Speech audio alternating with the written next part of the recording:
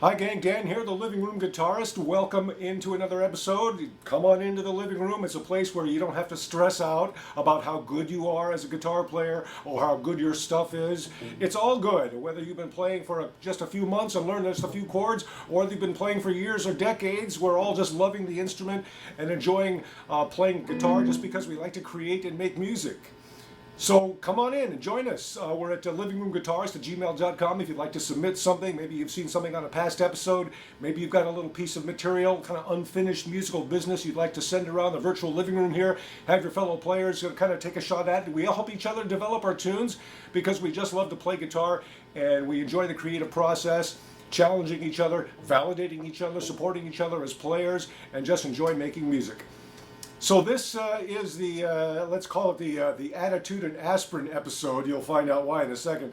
If you saw a couple episodes back, I presented a little tune that was in the G suspended fourth tuning, kind of playing off of Zeppelin's The Rain song, based on a little experience I had with a couple of guys talking about Zeppelin, and then a conversation I had with a friend of mine about an old high school reunion that he went to, and talking about the the folks we see all these years later who back in the day were voted most likely to be whatever, and then you see them all these years later, and you see, well, it didn't really work out, did it? We weren't very likely. So I had this tune that I called Not Likely. And I thought it was a really pretty tune based on that kind of G suspended fourth tuning, really nice. And I played it for my friend, and I said, basically, this is what I created based on the conversation and the experiences and all that. And if you remember the story, he basically went off on me and yelled at me, and the tune I wrote just didn't have enough attitude and anger and just in-your-face rock and roll. So, okay, I guess I'm not so old that I forget how to bang my head. So here we go.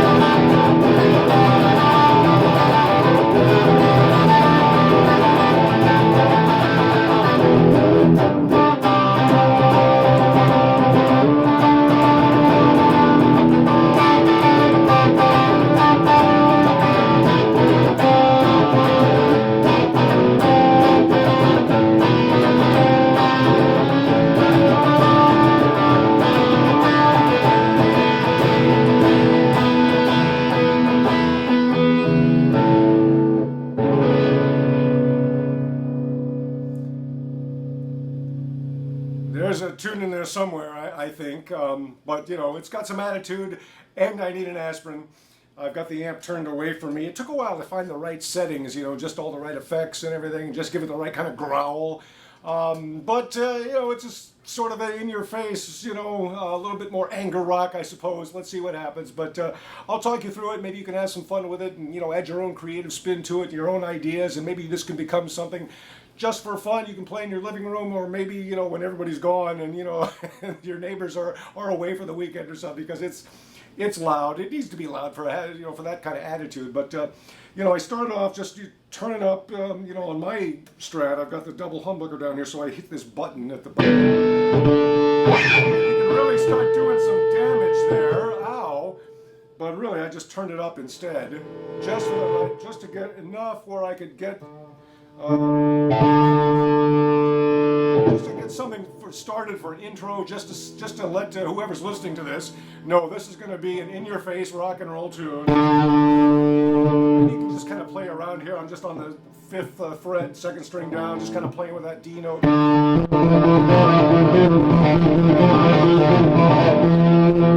Just doing pick slide on the on this 1st string.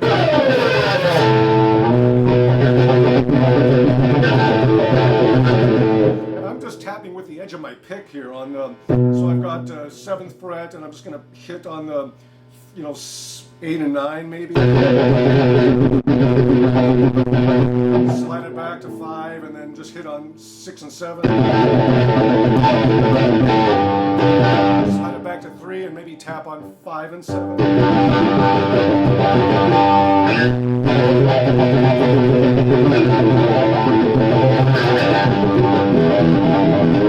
And maybe just kind of hammer on, pull off on the 1st string there from 3.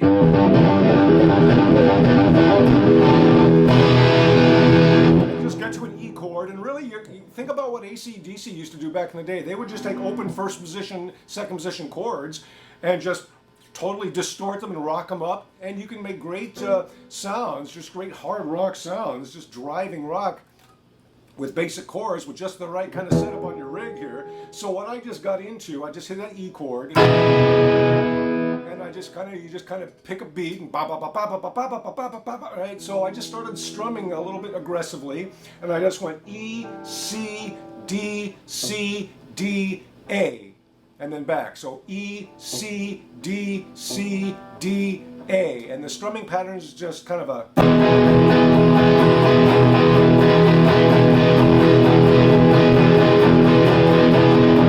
So here it is in the combination.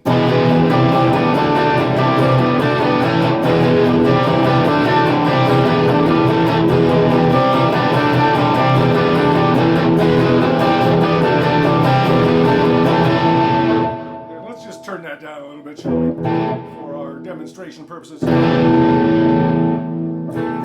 right, so E, C, D, C, D, A, but make sure when you hit that A, you give it 2 beats. So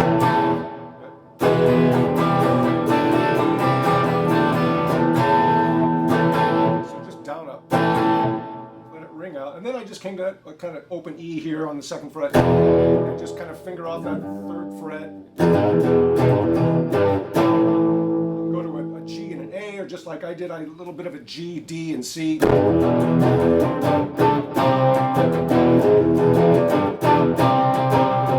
to a D. And then what I'm doing, just kind of get into maybe where a verse could go. Who knows if the singer is angry enough and got the right attitude. So 5th fret, 1st string, 4th fret, 3rd and 4th string down. And then just 5th fret, there's a lot of F's in there, 5th fret, 1st and 4th string, and you can just kind of mute that 2nd string and maybe play the 3rd string open.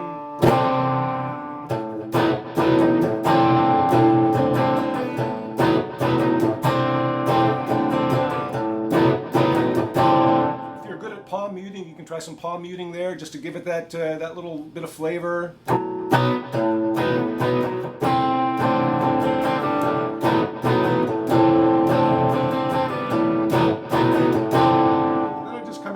This major 3rd here, so it's just 5th fret, 1st string, 6th fret, 4th string, and then just move your pinky up or whatever finger up to the 7th fret on that 4th string down. And then back here to the 4th string down on the 4th fret, and then I bring my finger up to the 3rd string down on the 7th fret to kind of finish off that little piece.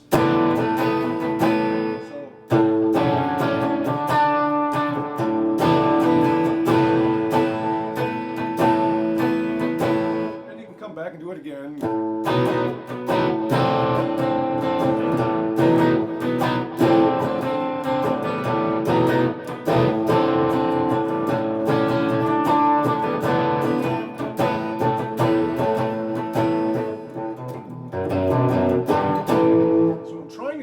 just on the first the top two strings, just 5, 2, 3, 2, 2, 2. And just a G and an A on those top two strings. So you're just playing the fifth there. One of these days I'll get it right.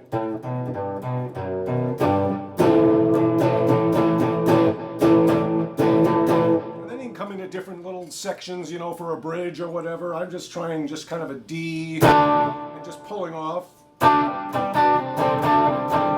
So I'm going just back between a D and a C, and then a D and an E and a C.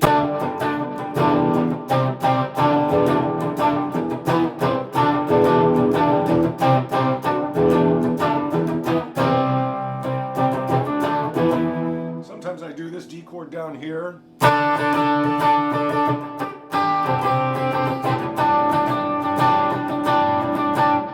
So you're down here on a D. So 7th fret, and then 10th fret, and just let that open D ring here. And then back here, 3rd string up on the 5th fret, 2nd string up on the 8th fret. Just sort of a D, but you're leaving out that bass note. And you can bring it back. And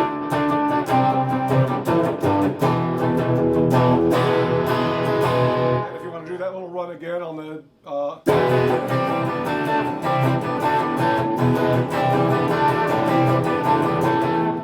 you can do that 4 times, you know, it makes sense, but that's really kind of what it is. It's just a little attitude, you know, that needs an aspirin afterwards. So there are a lot of little ideas there. Maybe you can kind of play around with it and see what you can add to it, subtract, you know, take it in a new direction.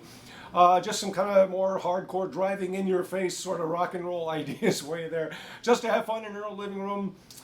So it's not likely with an attitude, I suppose. All right, so thanks for joining us this week.